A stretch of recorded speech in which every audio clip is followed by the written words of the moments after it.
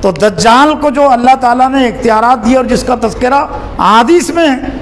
تو پھر وہ اختیار کی حیثیت کو سمجھنا آسان ہے اور اپنے ایمان کو بچانا آسان ہے۔ اور پھر ایک دوسرے پہلو سے اگر ہم دیکھیں تو اس میں یہ فتنہ دجال کے زمانے کے حوالے سے، موقع کے حوالے سے ایک اللہ تعالیٰ کی اور سنت جاری ہوگی، اور وہ اللہ تعالیٰ کی سنت کیا ہے؟ آزمائش، صبر، انعام، امتحان۔ پھر امت مسلمہ صبر کا مظاہرہ کرے اور اس کے نتیجے میں پھر ان کو انعام دیا جائے گا۔ اور یہ بھی اللہ کی سنت ہے کہ آزمائش جتنی بڑی ہوتی ہے، امتحان جتنا بڑا ہوتا ہے، اگر کوئی فرد اس امتحان میں پورا اترے، کوئی قوم اس امتحان میں پورا اترے، تو اللہ تعالیٰ اس کا انعام بھی اتنا ہی بڑھا دیتا ہے۔ تو چونکہ دجال کے خاتمے کے بعد، دجال کے قتل کے بعد پوری دنیا میں اللہ تعالیٰ خلافت علی منہاج النبوہ قائم کرے گا، عالمی سطح پر اسلام کا غلبہ۔ حضرت صلی اللہ علیہ وسلم نے ایک حدیث میں 5 دور کا تذکرہ کیا کہ اللہ تعالیٰ جب تک چاہے گا نبوت کا دور باقی رہے گا، یعنی حضرت محمد صلی اللہ علیہ وسلم نبی بھی تھے اور مسلمانوں کے ذمہ دار بھی تھے، خلیفہ بھی تھے، امیر بھی تھے۔ تو جب تک اللہ تعالیٰ چاہیں گا یہ نبوت باقی رہے گی، نبوت کا دور باقی رہے گا، لیکن وہ 23 سال کی مدت میں ختم ہو گیا۔ پھر اس کے بعد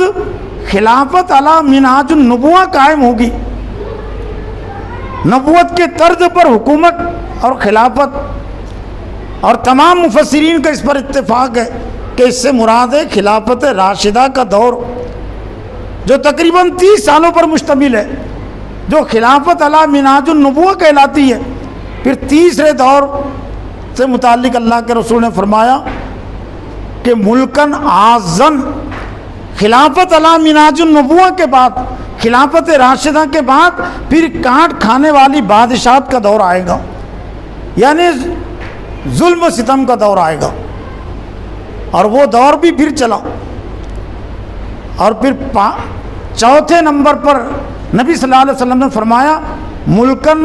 جبریتن، زبردستی بادشاہت کا دور آئے گا۔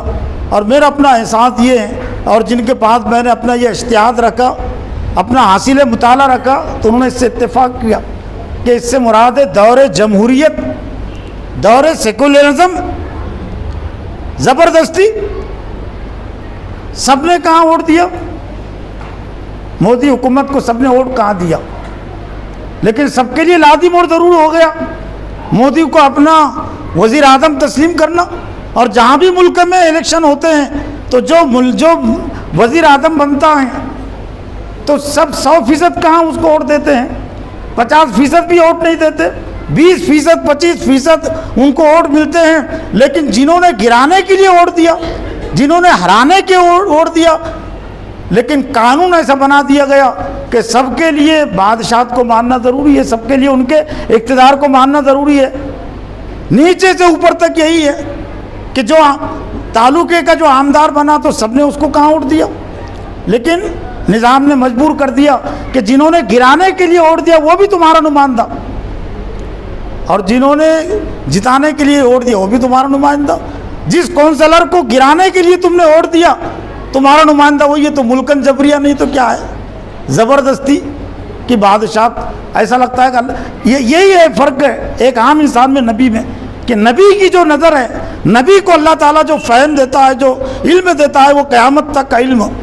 لیکن پھر ملکن جبریہ کے بعد، زبردستی کے اقتدار اور بادشاہت کے بعد، پھر اللہ کے رسول نے 5ویں نمبر پر فرمایا کہ خلافت علی منہاج النبوہ قائم ہوگی،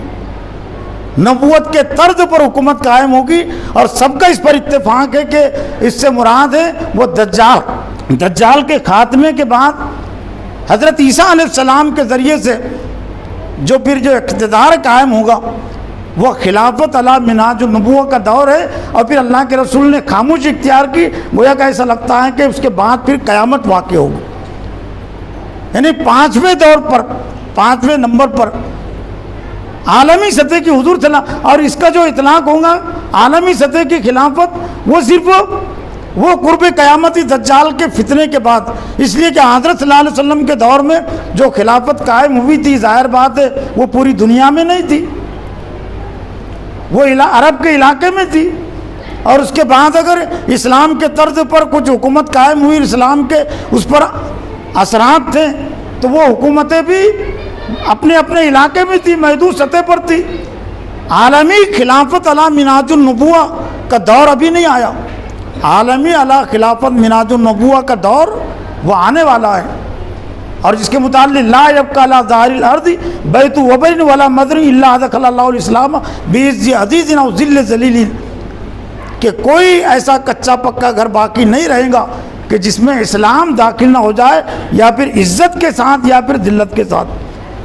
جنہوں نے خوشدلی کے ساتھ قبول کیا گویا کہ وہ عزت کے ساتھ، اور جنہوں نے قبول نہیں کیا تو ان کو اسلام کی سیاسی بالادستی قبول کرنی ہوگی، کوئی اور دوسرے نظام کا غلبہ نہیں رہے گا۔ تو یہ جو میں نے تذکرہ کیا تھا کہ آزمائش صبر انعام، تو چونکہ عالمی سطح پر اللہ کی حکومت قائم ہوگی، عالمی سطح پر دین کا غلبہ ہوگا، تو اس کے لیے اسی طرح کی آزمائش بھی لازمی ہے نا، اس کے لیے اتنی بڑی آزمائش بھی ضروری ہے نا۔ تو اللہ تعالیٰ اس بڑی آزمائش کے لیے اللہ تعالیٰ نے دجال کو منتخب کیا، تاکہ دجال کے ذریعے سے اہل ایمان کی چھٹنی ہو جائے کہ کتنے ہیں جو دجال کے فتنے میں مبتلا ہوتے ہیں، اور پھر اس خوشخبری کے مستحق ہوتے ہیں، اور وہ دور دیکھتے ہیں جو عالمی سطح پر اسلام کے غلبے کا دور ہوگا، خلافت علی منہاج النبوہ کا وہ دور ہوگا۔